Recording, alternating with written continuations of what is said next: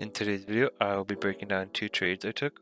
One on Friday, February 23rd, and one this morning, February 26th. And the one on Friday, as you can see, my closed PL, I am down currently $92, but I make it up plus more. So I'm gonna be explaining why I was down $92 and how I managed to make it all back up plus more. And the second clip on the breakdown vid I usually play will be from today, this morning, on February 26th. So let's get into the Friday video. And as you can see, I'm down $92. I entered a trade early before my signal gave me. So that's what I basically went in way too early. I thought it'd make the actual signal and it didn't. I got in early. It was my bad. It was my fault. But I regained. I took a mental note of it, wrote my mistake down. That's why you always journal when you trade. So you take notes of your mistakes. Didn't happen again. Went in a nice, beautiful trade and I let it run, trailed everything. And as you can see, I made up the $92 plus more and ended the day off very positive.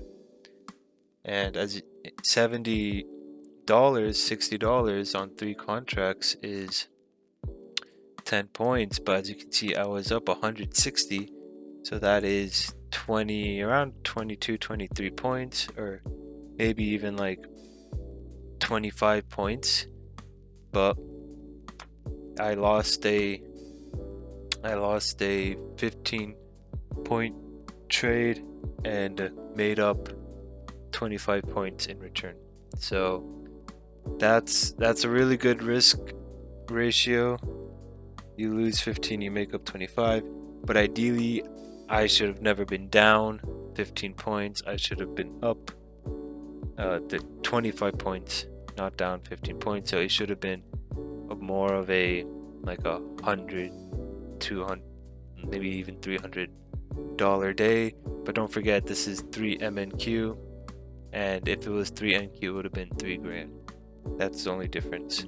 So I ended the day at $68, which on 3 NQs is $680. But I should have never been down in that 92. I entered too early. My emotions got to me. Took a mental note, stepped back, wrote everything down, and went back in. And don't forget, this is all on a live account too. So I entered. Now let's get into my entry point. I took it on the 5-minute at the bottom down here. I really wanted to catch the pivot point, and I took it. I got the pivot point. I bought right here, which is basically right over here. On the 60-minute, I saw the support, bought in and held in, and it worked out. And that was that trade. And yeah, that was basically that trade. Bought in low, held in, and it worked out beautifully. I should have never been down. It should have been a really good day, probably one of the best ones. And let's get into the second trade, which was this morning, which was really good as well. So here we are in the second trade of this morning, and went in with 3 MNQs.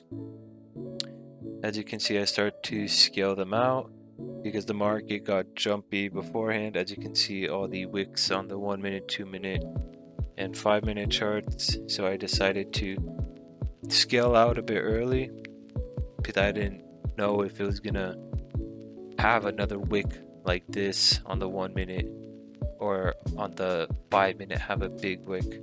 So I waited for it to break above the moving averages, which is why I started scaling out, but took me out at my stop loss of 10 points, and it worked out beautifully.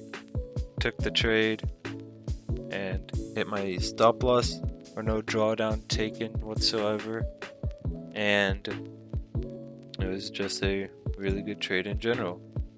and that was basically it. I took it at our close above the fast moving averages, put my stop loss at the break above the moving averages around here or so, and started scaling out my contracts at this zone, because if it broke this zone, which it did, and that's where I put my contracts at, and if it didn't break this zone and came back down, I would have got stopped out for a gain nonetheless, and it would have kept going down, but I would have already been out with the gain. But it didn't do that. It actually broke above the moving averages and took me out at my profit loss. So that's profit target. So those were the two trades, really good trades. But one thing to take away from the trading is take notes, journal your trades, look at the mistakes you did, look at what you could have done better, and just truly take notes of everything you do in trading, especially on your trades. It helps a lot. It helped me in the first clip, down 92. Took a mental note. I just went in too early, looked at my mistake, went back in, and it worked out beautifully. So let's get into the forecast and previews, but I haven't done that in a while. I've been busy. But here we are on the weekly on the right and daily on the left as usual. And if you look on the daily, we're way above that zone I've been talking about in my previous videos.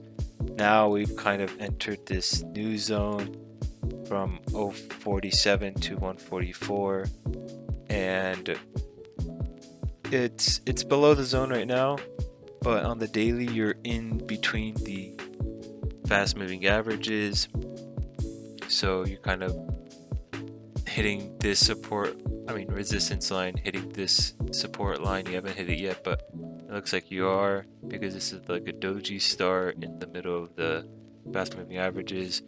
And on the daily you have a really big divergence got created once again. So if the daily breaks below the fast moving averages, it has room to run down to the green moving average, and if it breaks that, it has room to run down to the other moving average. So beware that if the divergence does play out, then we will be able to start looking for shorts as it continues to break these levels of support. On the weekly, it's above the fast moving averages, but if you look at the fast moving averages, they're kind of pinched together. So we only have, instead of two lines of support, basically one line of support, which is at this level 890. So if the weekly breaks below 890 and breaks below the old resistance and support zone, then it will continue to come down and run down to this moving average, which then, if it breaks below the fast moving averages, we can then start looking for shorts. And what's leading this is the divergence on the daily. We still technically have a divergence on the weekly that has not been broken, but we are getting a very strong signal on the daily. So that's basically it. Watch out for the divergence. We are still technically in an uptrend. We are still technically wanting to look for longs, but beware that this divergence might pull down the market and we might be wanting to go for shorts. For longs, you want it to break above the blue fast moving average and kind of into the zone and break above the zone. The weekly, you just want it to break above the momentum shift downward, or just the momentum shift in general. You want it to break above and continue shooting higher. So those are the signals for longs and shorts. And yeah, that's basically it. Make sure to like, subscribe, and I'll see you guys on the next one.